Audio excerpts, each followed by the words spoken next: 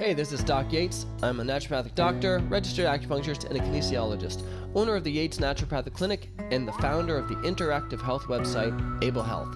And this is the Simply Health Podcast, a show for females where I work to simplify and demystify the secrets of achieving optimal health naturally, based on my own experience in working with thousands of female patients over the past 15 years of my clinical practice. Welcome to Simply Health.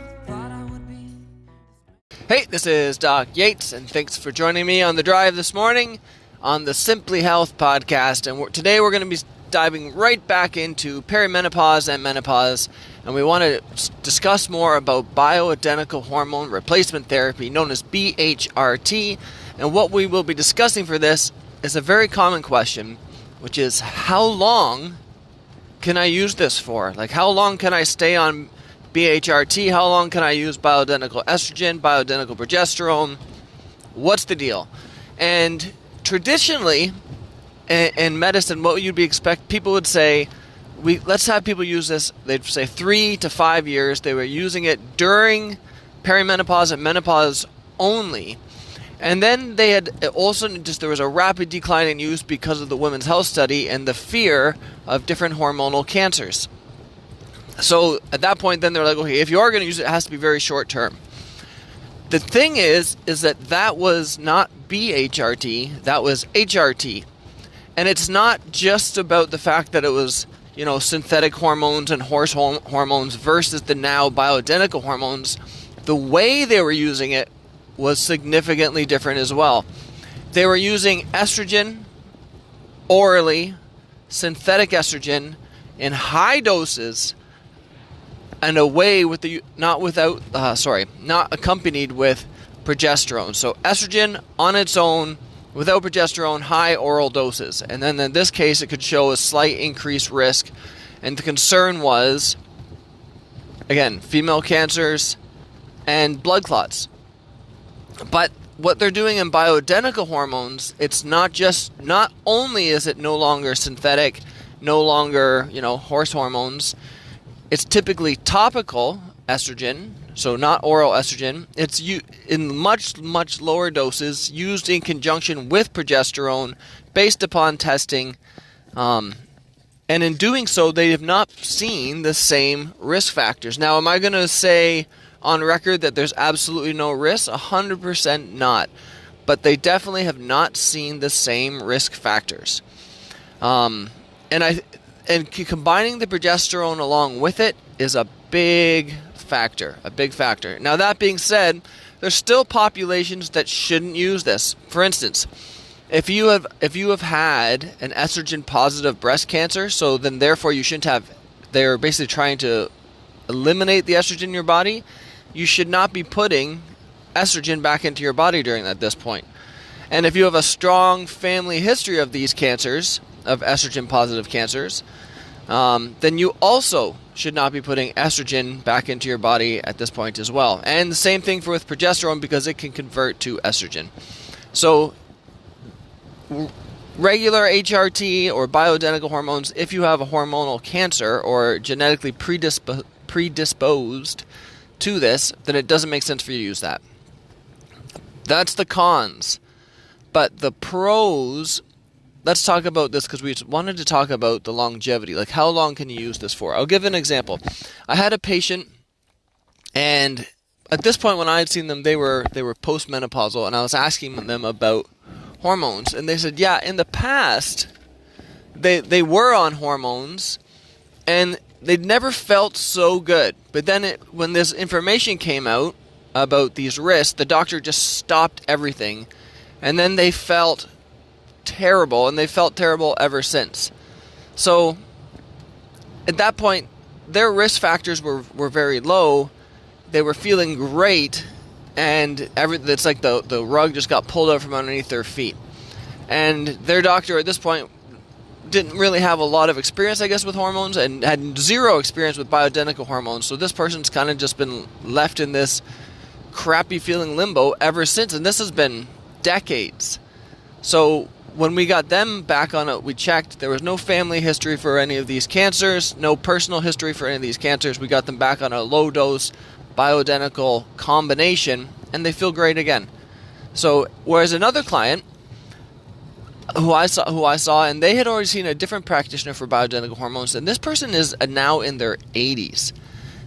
And the difference between them and their peers is tremendous. Like, they look like a decade younger than anyone else their age, and so there's still so much like pep in them. Like, and their health is good. They're not on a single medication, no blood pressure pills, no pills for anything.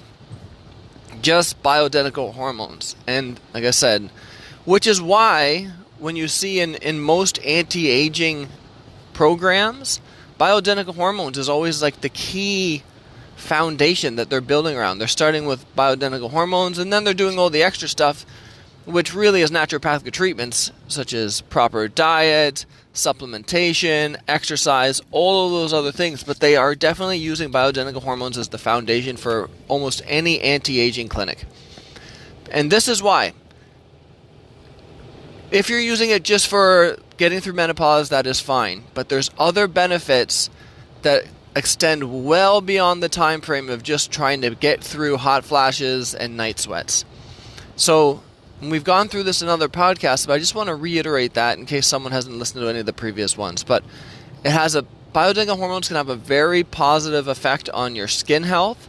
So in terms of your skin tone and turgor, so it just improves the complexion, improves like the strength of your skin to reduce wrinkles and improve collagen.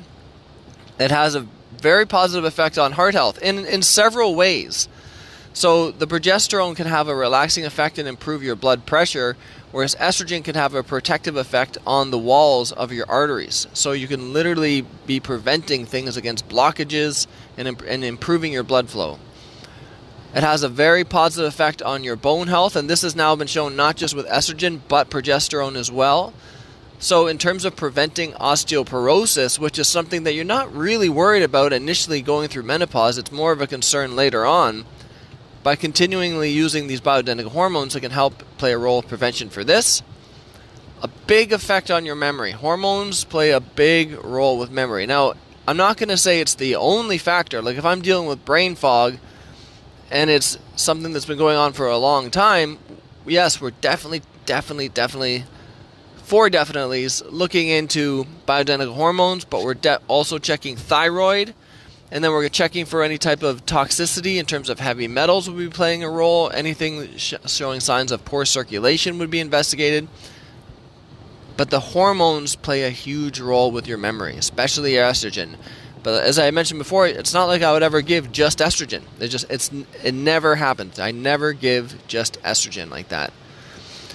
Your libido, if you have something that you want to be able to maintain that, when your hormones drop, libido drops with it. And just like anything, it's also more complicated than saying, oh, let's just give you estrogen, bam, libido's fixed. Or let's just give testosterone and libido's fixed. There's other aspects, but this is still part of the foundation of the treatment. If there's relationship issues with you and your spouse, hormones aren't going to fix that. You still have to work on the other things. But if your hormones are balanced, it's one thing that's ruled out that can play a role with that. And same things with your mood. This is something where consistently, an example would be, like it would be crazy to say that all issues with anxiety and depression are related with hormones, because it's not. But when everything's fine and then nothing has changed in your life, and all of a sudden you're in around that perimenopausal age range, and you start noticing that you're a lot more anxious, and often when it starts with getting more anxious leading up to your cycle, and then your cycle gets spaced out, and then the anxiety starts like increasing, and then because you're not getting a period, but then you get a period randomly, and then all of a sudden your anxiety is better. These are all examples of hormonal anxiety. So when we work on balancing specifically the progesterone levels, it's very, very common to see a big improvement in reduction of your anxiety, improvement of your mood. And I hear it all the time, and it's got to be one of the most satisfying things to hear as a practitioner. People will report this. I feel like my old self again. And they just have this big smile on their face, and it makes me very happy as a practitioner to see them feeling better. And this is all, again, related with the benefits of long-term bioidentical hormone use. Now, when you first start, the dosing doesn't necessarily stay the same the entire way through. And this is why you'd be checking and monitoring the dosing. So when someone first starts the use early on, let's say you're in your 40s and you're starting with the progesterone aspect, because you can use progesterone without estrogen, but not typically the other way around, not estrogen without progesterone. When you first start, you're starting with a pretty low dose because your body still has some progesterone, but it's on the decline. And then as it declines more, your need for progesterone can go up a little bit. So if we're dealing with topical, maybe you're starting with 20 milligrams, then maybe you're going up to 30 milligrams topical on your skin. And then at some point, the estrogen levels will start dropping more. And then estrogen can get added in a low dose. And you're doing that, and you're maintaining that for that 5-7 years through menopause. But then after menopause, the dose that you need can be tapered down a little bit more if you want to. So you could go back maybe to that 20 milligrams and just down to maybe 1 or 0.75 milligrams of like an estrogen blend. So the dose can change depending on the requirements and needs as you're going through these different decades of your life. But it's still something that you can use throughout your life to get the long-term benefits. So I hope this ramble was helpful, and just to go through from what I've seen, going through my own clients and their experiences and what I've seen from other practitioners and their clients and different studies in terms of bioidentical hormones. So this is Doc Yates signing off. Thanks for tuning in to Simply Health. If you want to learn more about health, check out Able Health. If you want to see some of the other projects that I've been working on in health, business, music, and life, please check out the links below.